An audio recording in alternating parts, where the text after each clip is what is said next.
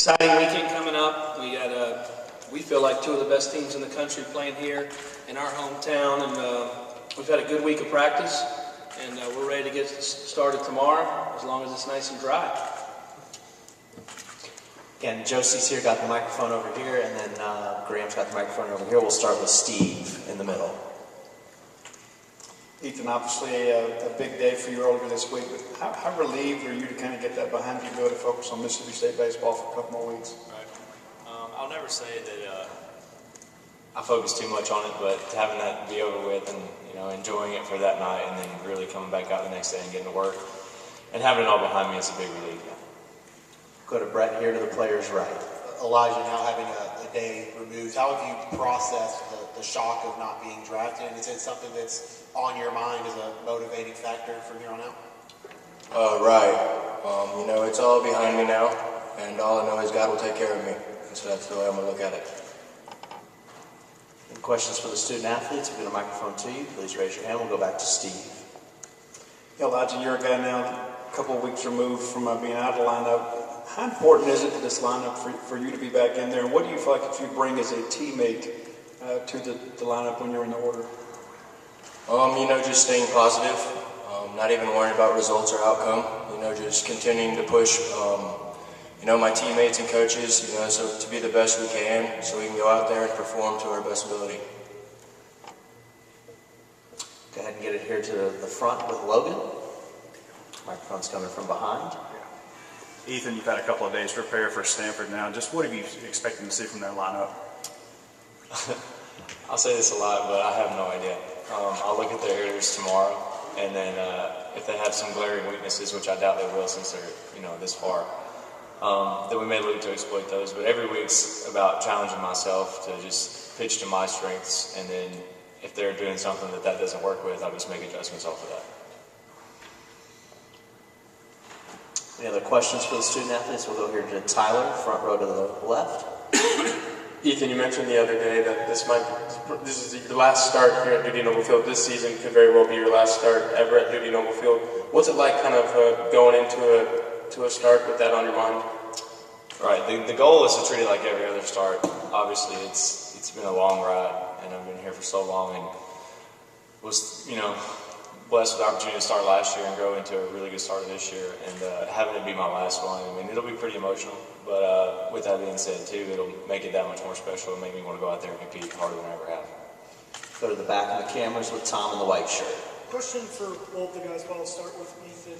For both of you too, this Mississippi State baseball, the fourth straight super regional, and you guys have experienced that, but is it almost, you feel like it's another baseball series? At this point, is there any feeling of hype toward a super regional? Like, have you guys been able to process the emotions of this weekend? Right. I think there's hype every time we play a baseball game here, especially with a great opponent coming in. But like we were talking about earlier, we've played in front of it, thousands of times, not thousands, but you know what I'm saying, like all the time. And we know what to expect from it, and I think we feed off of it. So I know it's going to be a challenging environment, and I hope our fans show up and make it really loud. I think that, having the fan base we do, it makes baseball very enjoyable. And so having, being able to come play in front of all those fans throughout the year, every year, it's just, like you said, I don't know about another game, because it's going to be a bigger environment, but, we're just going out there to have fun, and, seeing our fans out there is what makes us play better. Any other questions for the student athletes before we let them go? All right, thanks, fellas. We'll see you this weekend. There you go. Who wants to lead off with questions for Coach? We'll start with Steve, and then we'll get it to Tyler. Coach, your initial impressions of Stanford? Every time I've looked up all year, I felt like we were in the top 5, and so were they. So it's a really good team. It's a West Coast team. 3 good starters, really good bullpen, and lineup-wise for them, it's a lot of power. So we're going to have to do a great job of making pitches. But it's it's like Mississippi State. It's just on the other coast. This is one of the top programs in college baseball, so it should be a great weekend to play. Go ahead and get the JT Ginn question out of the way. How's he feeling, and is he available this week? We still don't know. We're still following it. We're still rehabbing, doing everything that way. So right now we're even game 1, Peyton Plumlee's game 2. Okay, questions for Coach? We'll get the microphone to you. Go back to Steve. Coach, how would you assess how Elijah has kind of handled the disappointment of not being selected, and what's he done to kind of get back to work? That was as great a 3 days of the draft for our program. For the most part, it's crushing when you see that with Elijah. Just as a coach, and I know for him, every kid that comes here, that's their goal, is to move on and play at the next level. So it was a tough first day, but the next day he came out, smile on his face like he always does. He has a lot of faith, so that keeps him moving forward. And he had an unbelievable practice. We had a sim scrimmage yesterday. Hit one totally out of the stadium, so it didn't look like it was bothering him. And I'm hoping he comes out and just plays the game, and not to prove a point, just to play the game and play it as hard as he can, like he's always done here. We'll go to Brett to coach's right on the front row. Rowdy, his season, he kind of fought through it a little bit at the beginning, but now he's really got it turned on at the right time. He did a little bit of that last year. I mean, what do you see in his swing that is at its best right now, and why is he primed to hit in the postseason? He's not thinking about it, so he's not a great thinker. So just point him to the plate and let him play. Early in the year, he just got caught up thinking about it and trying to do too much. And now that he's relaxed and playing, and he's probably one of the more enjoyable kids to coach. He's always in a great mood, but he runs out there and just, if he just relaxes and let the game comes to him, he's really good. And you're seeing that right now. And then he just seems to be, some kids have that about him in the postseason. They're postseason players. Go ahead and get it here to the front with Logan to coach's left. You had 4 signees drafted the other day. 3 of them have already said they're probably going pro. Have you talked to Andre at all? Have you had any conversations with him? We've had some conversations. So, we've gone back and forth a little bit, just kind of trying to, this is a wait and see process, so we're just trying to wait and figure it out and see where we're at. We felt like we did a pretty good job getting through the draft. We have some really good, talented players coming, but we're still waiting to hear from a couple guys. Go ahead, Steve.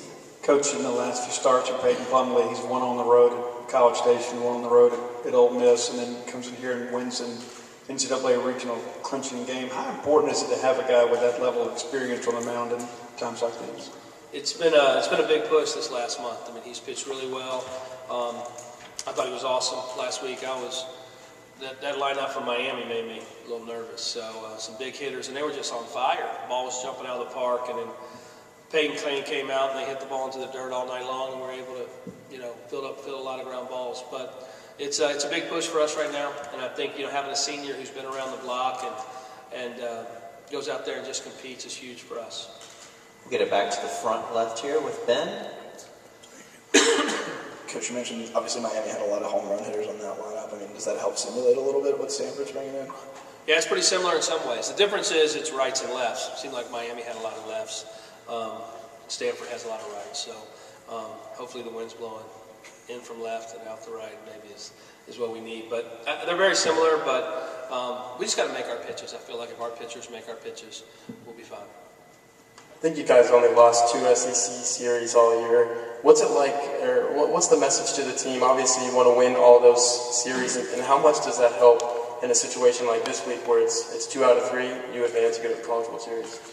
I've said this every week, and I say it to our kids, and they get bored hearing it, and y'all probably get bored hearing it too.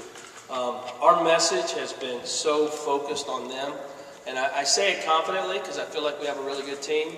It's about us. And so if we prepare, if we play the game the right way, if we show up and do what we're supposed to do, we usually win. And Stanford's a really good team, but I just don't, it's about tomorrow's game. I think it'd be 50 for us. And so it's a big piece of them just going out there and playing the game as well as they can play it. And if we lose, then we lose. But I can go to bed at night knowing we did everything for our ball club. And so we have been really focused on just us lately, and probably since Arkansas. So I think that's really been our message, and they've played really well. They played well before Arkansas too, but they don't. You heard it from Ethan. Our kids, unfortunately, they're more worried about going and catching a fish today than what Stanford's lineup. And I don't mean that in disrespect to Stanford, but these kids don't think like that, so they're ready to play. Go to the back of the cameras with Tom. Going off that same thing, Ethan mentioned on Wednesday, he also said today that he really hasn't looked at Stanford's lineup. Is that normal, or is it just about trusting It's normal. yourself? It's nothing against Stanford. It's just normal. And he'll come in and do it tomorrow. He'll do some prep work tomorrow, but he doesn't fret all week about the opponent. He's more about getting himself ready to pitch and do. And then mentally, before the game, he'll start to figure out, hey, I got so many rights, so many lefts. hey, there's runners here, there's power here. I mean, he'll take the time to sit down and do that, but that's how a lot of we do it game day. I have a hard time getting to a meeting talking to our team sometimes, so they don't stay focused on me too long. The same thing with scouting reports. We do it, a couple hours prior, lock into it, but we go back to, hey man, it's about us. Let's do things the right way and play the game the right way. Anything else for Coach before we let him get out of here? We'll go back to the cameras again and Tom. You mentioned in your opening statement about the weather, but is it, obviously with all the scenarios going on, with if the game goes on, if it gets postponed, is it ever a thought of, this could be a one-game series? I don't think that ever happens. I mean, it was supposed to rain all day today, and we just had a beautiful practice.